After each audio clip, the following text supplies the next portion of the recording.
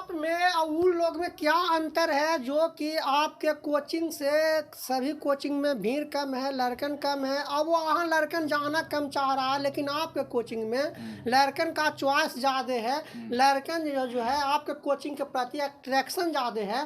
तो कारण क्या है, इसके पीछे रीजन क्या है, वो रीजन को हमको जानना है। तो ये सब रीजन के लिए तो सबसे पहले तो आपको लड़कन से ही बात करना पड़ेगा कि आखिर क्या कारण है कि लड़कन मतलब कि यहाँ पर ज़्यादा इच्छुक हो रहे हैं आने के लिए। फिर भी ऐसा कुछ बात है सर, ऐसा कुछ बात है जिसको पर आप तो अपना ओर से बता सकते हैं, आपको भी अनुभव मिलता होगा। लेकिन फिर भी जब आप हमसे राय लेना चाहते हैं तो देखिए, हम यही कहना चाहेंगे कि जो लड़कन को हम पढ़ा रहे हैं, सबसे पहले तो लड़कन चॉइस कर रहा है अगर इस संस्था के प्रति, तो हम लड़का को सबसे पहले सम्मान करते हैं।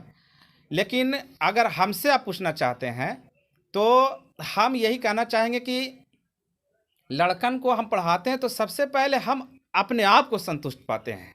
यानी हम पढ़ा रहे हैं तो हमको लगता है कि हम संतुष्ट। कहने का मतलब है कि जब लड़कन को आप पढ़ा रहे हैं तो आप अपने अंदर देखते हैं कि हम सेटिस्फाइड हो रहे हैं कि नहीं, मेरे द्वारा जो कंटेंट दिया जा रहा है लड़कन को, जिसको पर हमको पकड़ सही है कि नहीं। मतलब कहने का मतलब है कि आप अधिक से अधिक लड़कन के दिमाग में बातों को बैठाने का कोशिश करते हैं। यानी देखिए, जनरली होता क्या कि हम सोचते हैं कि हम जो पढ़ा रहे हैं लड़कन को, हम अपने आप से संतुष्ट हैं कि नहीं। हम अपने आप से संतुष्ट हो जाते हैं। ऐसा भी तो हो सकता है सर कि आप तब तो सभी टीचर कुछ न कुछ अपने आप से संतुष्ट होगा तब वही कोचिंग खोला है। तो आप कैसे कह रहे हैं कि आप संतुष्ट हैं तो टोटल लड़कन संतुष्ट रहेगा? ये कुछ आप अपना अंदर का एक्सपीरियंस बताइए। कहा कि कोई भी टीचर खोलता है कोचिंग या इंस्टीट्यूट खोलता है या किसी प्रकार का संस्था खोलता है तो उसको तो अपने आप में खामियां तो नज़र नहीं आता होगा, और खामियां आता भी होगा तो दूर करता होगा। आप भी वही काम कर रहे हैं कि खामियां है तो दूर करने का प्रयास कर रहे हैं। तो आपके पास कैसे ज़्यादा आ रहा है, इस पर हमको मैंने अच्छा सा जवाब दीजिए ताकि हम भी समझें और इस चैनल के माध्यम से लड़का भी इस बात को समझ सके। वही चीज़ तो हम कहना चाह रहे हैं कि जो भी टीचर सक्सेसफुल हैं, ऐसा थोड़े है कि हम ही एक सक्सेसफुल हैं और हम ही लंबे समय से पढ़ा रहे हैं, और भी तो टीचर हैं। लेकिन जो भी टीचर हैं सक्सेसफुल, जहाँ तक कि हमको लगता है कि वो अपने आप से जब तक संतुष्ट नहीं हुए हैं, जब तक वो सक्सेसफुल होवे नहीं किए। तो संतुष्ट का मतलब हमको संतुष्ट, देखिए आप में यूनिक क्या है, यूनिक बताइए। संतुष्टि तो हो गया कि सभी टीचर, मान लिया कि जिसको पास कम लड़कन जा रहा है वो भी टीचर अपने आप में संतुष्ट है। ये कहा कि नहीं रहेगा तो वो तो कभी न कभी अपन खामियां को दूर करेगा। लेकिन यूनिक बताइए ताकि आपके पास इतना लड़कन आ रहा है तो क्यों आ रहा है, आप आखिर में आपको भी तो कुछ फीलिंग आता होगा।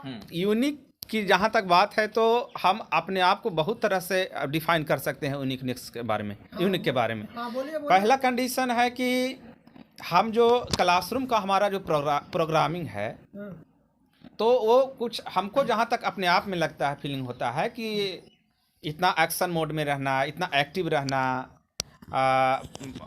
तो प्रेजेंस ऑफ माइंड सही ढंग से रिप्रेजेंट करना बच्चों के सामने, ये सब तो है।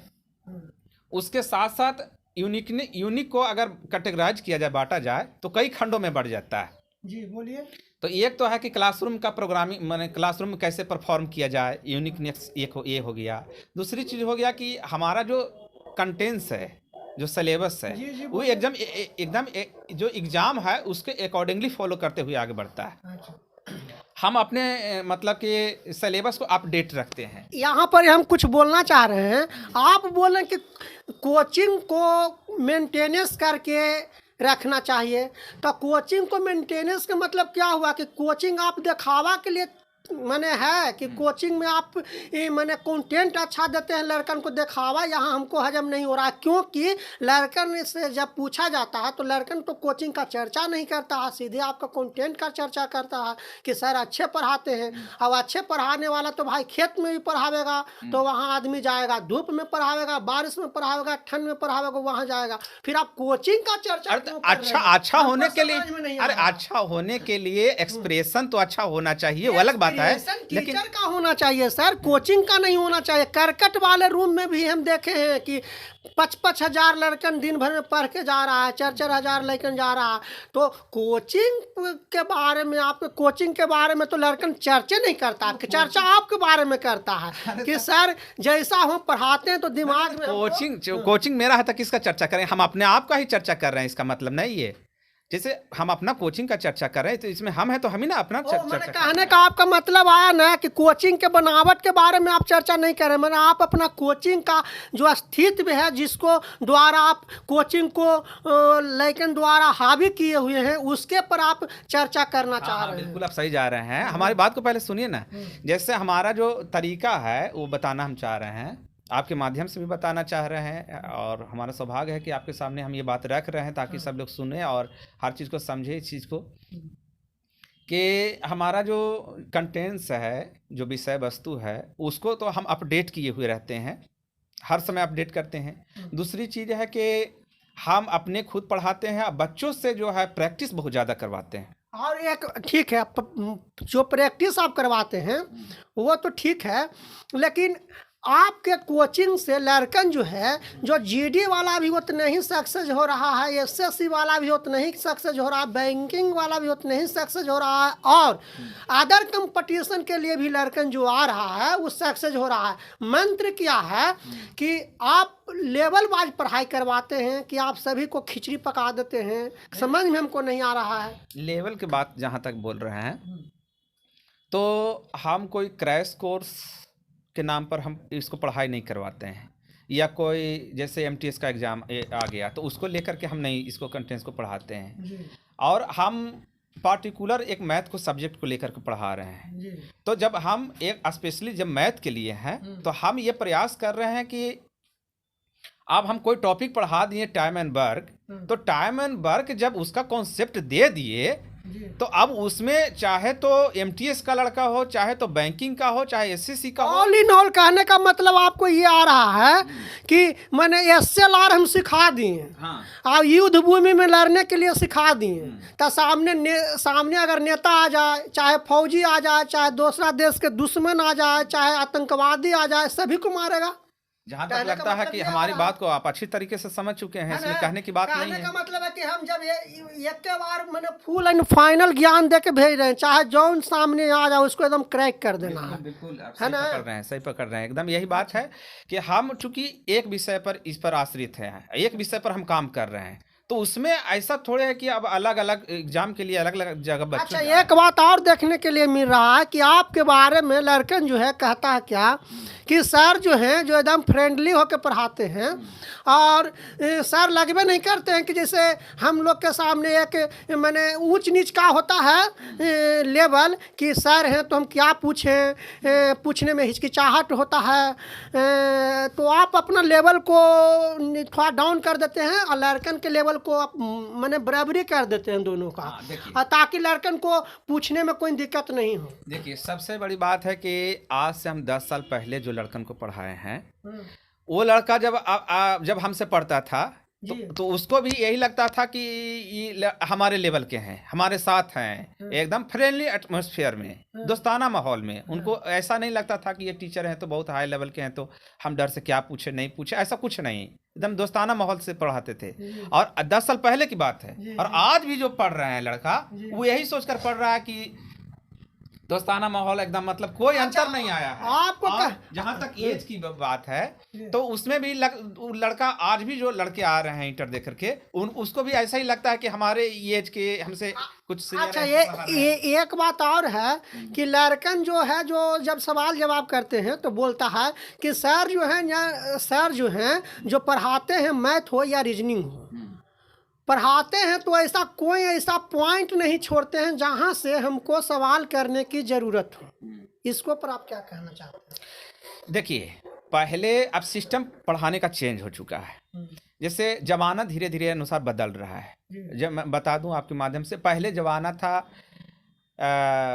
L3 का, जिसको बोला जाता है लॉन्ग लाइफ लर्निंग। अब आ गया है जमाना C3 का, कम्युनिकेशन, कंप्यूटर एंड क्रिएटिविटी। तो जमाना बदल रहा है। पहले के जो टीचर थे वो बोलते थे, पढ़ाते थे तो बोलते थे कि आप हमसे एक बार नहीं 100 बार पूछो, लेकिन बाद में इस पे लोग रिसर्च किया कि बताइए कोई 100 बार पूछेगा क्या। और दूसरी चीज ये है कि आप पढ़ाते 100 बार, रुकिए सर, 100 बार लड़कन पूछेगा ही क्यों जब उसको पूछने के लिए कोई मुद्दा ही ना रहे। यही चीज तो हम भी कह रहे हैं कि आखिर आप पढ़ाते ही कैसे हैं कि ये पूछने की जरूरत पड़ जाए कि तुम हमसे 100 बार पूछो। तो हम ये सोच कर पढ़ाते हैं कि हम जब पढ़ाए तो दोबारा पूछने की नौबत ही नहीं आए। मतलब यहाँ आपको ऑल इन ऑल कहने का मतलब ये है कि आपके कोचिंग में भीड़ का कारण यही है कि आप किसी भी टॉपिक को पकड़ते हैं तो उस टॉपिक में ऐसा पॉइंट नहीं छोड़ते हैं जिसको से लेकिन आपसे कुछ पूछे वैसा कोई पॉइंट नहीं छोड़ते हैं। और लड़कन अगर आपसे पूछ रहा है तो आपके पास ज्ञान क्या है भाई कि आप उतना नहीं पढ़ा पा रहे हैं, कहने का मतलब आपको यही आ रहा है, तो बोलिए है ना। तो हम जहानाबाद में और भी टीचर को देखते हैं जैसा कि वहाँ लड़कन जो है सवाल जवाब करने के लिए सोचता है कि हम सर से पूछे कि न पूछे, और 10-10 दिन तक ला सवाल लेके कॉपी में पेंडिंग में पारले रहता है। तो इस नौबत को ही आप दूर कर देते हैं। देखिए, जहाँ तक जहानाबाद के और टीचर का आपको कहना है तो हम उन पर कोई टिप्पणी नहीं करना चाहते हैं। हम फिलहाल अपना बारे में हम यही कहना चाहेंगे कि जो भी लड़कन को हम पढ़ा रहे हैं उसमें सफलता मिली है और हमें अपने आप में भी सफलता मिली है। लड़कन से भी फीडबैक लेते रहते हैं समय दर समय, और उसमें भी सफलता मिली है और लंबे वर्षों से पढ़ा रहे हैं तो उसका अनुभव भी हमको बहुत काम किया। लेकिन एक बात है, थोड़ा तीखा सवाल है, बुरा मत मानिएगा।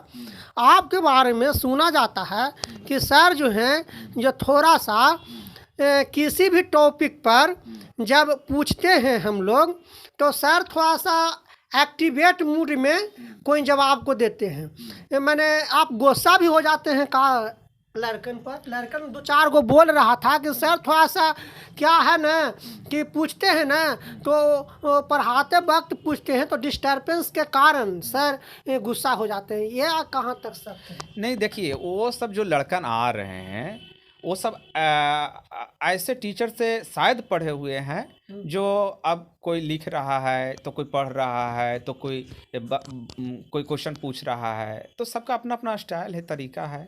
हमारा जहाँ तक स्टाइल है, मानना है कि आप किसी चीज़ को पढ़ा रहे हैं तो पूरे टॉपिक को ख़त्म करने दीजिए, सवाल को खत्म करने दीजिए, उसके बाद में कोई सवाल मतलब है कि बीच में कोई भी अगर डिस्टर्ब कर दे तो थोड़ा इरिटेशन होगा, निश्चित ही होगा। कि आप में भी एक पॉइंट है कि बीच में आप नहीं पूछिए, आप खत्म होने दीजिए सवाल में, ये सवाल रहेगा ही नहीं, तो सवाल रहेगा ही नहीं पूछने हाँ, के लिए। इसमें जैसे इसमें